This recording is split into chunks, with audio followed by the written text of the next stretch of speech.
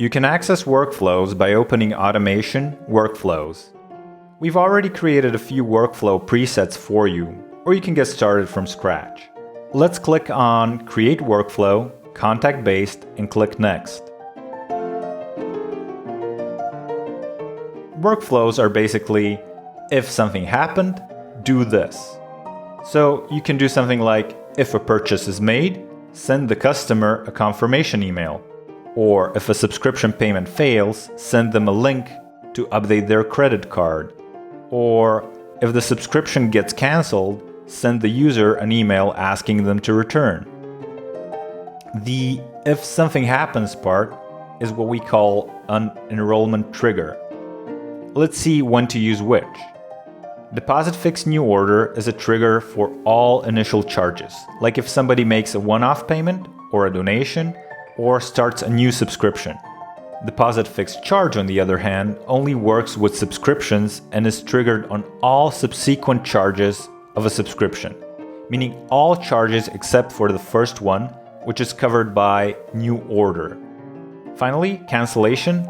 This one only works with subscriptions and gets triggered when a subscription is cancelled. Okay, let's use Deposit Fix New Order and set the trigger to Product Name as Known.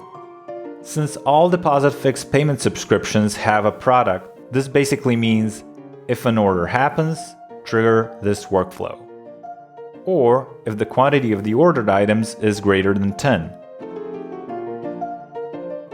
Or if the payment method is offline, to send instructions on how to pay via invoice or bank transfer. And once we've set the trigger, there's one more setting, and it's very important, and that's re-enrollment. You want to be switching this on.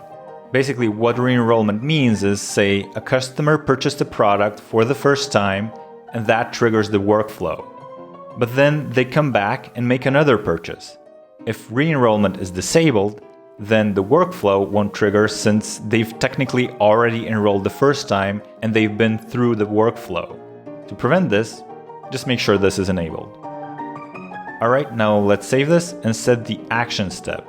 This can be anything from adding the person to a list to creating a task, sending an internal notification email, or what most of our users do, send a payment confirmation email to the customer.